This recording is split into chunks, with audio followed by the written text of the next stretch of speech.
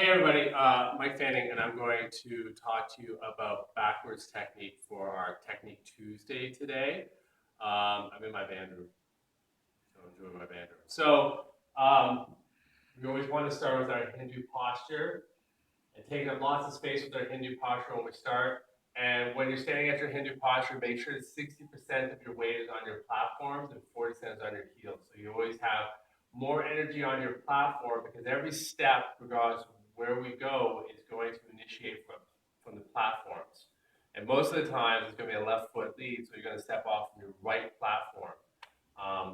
And this backward technique that we're going to do now is going to be no different. So when you start, make sure you start with great Hindu posture, aligning all those points, 10% more body weight on your platforms, and always take up lots of space with your posture. Our theater is a football stadium, and the audience is far away, and they have to read what we're doing, so we have to project our energy and everything up to them that far away. So with the backward technique, our technique is always straight leg on the downbeat. And at slower tempos, you want to think about having a 90% straight leg, 10% bent. And when we get to faster tempos, it gets to 80% straight, 20% bent. And that's just something that will naturally occur with your legs. So we don't define an exact tempo where that changes over. Just let your legs do the work and it'll all happen for you. So when we start our backward technique, you want to think about leading with the back of your knee to push out for that first step. And nothing in your knee really needs to bend on the backup. What's going to help you clear the ground is by relaxing your ankles. So as I'll take a few steps here, and watch out, I'm not going to bend my knee. I'm not going to lock my knee either though. It's in a straight, relaxed position. And when I move backwards, I relax my ankle bone so that my foot goes flat and parallel to the ground, and that way I can move my foot and clear the ground as I move backwards. So go to our Hindu posture. Now I'm pushing off my right platform. I'm leading. I'm turning my left heel to the direction I want to go, and then I make contact with my left platform. And now as my right foot passes through, I keep my knee straight, not locked, but straight and relaxed. And then I have my foot very close to the ground right now. I've just relaxed my ankle so my foot is parallel to the ground. It can clear through, and then I shift the weight onto my next platform, backing up. You always want to point your heels to where you want to go backing up. You always point your toes to where you want to go going forward. So if I take 8 steps backing up, and we'll start with the metronome at this point. This tempo is 100 beats a minute. Initiation of every step off is an eighth note if the tempo is under 132.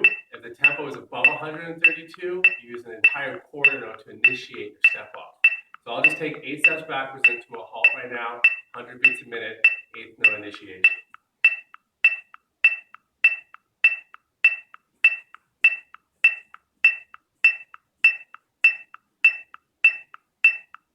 So there I backed up, I used the eighth note as the initiation. My legs are straight but not locked, straight and relaxed. And I clear the ground by relaxing my ankle. As we're moving back into the halt, we would turn our foot back into our position. So it's turned out, and you relax your weight down your heels, while also shooting your energy up through your head to give yourself a nice, comfortable straight line as you halt and to kill your energy as you back up. So one more time.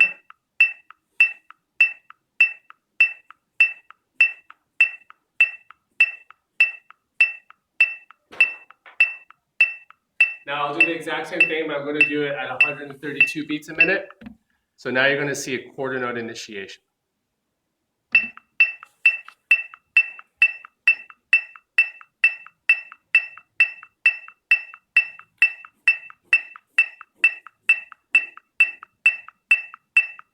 Now turn around and we'll crash through the keyboard this time.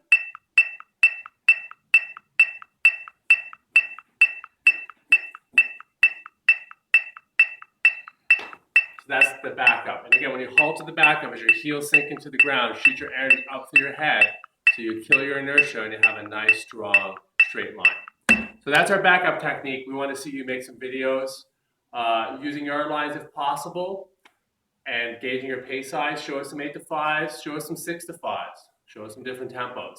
Show us some reps too. Don't just make 8 counts and stop, but do a whole bunch of reps in a row so we can really get a good look at what you're doing and not just seeing sort of one rep of what's happening.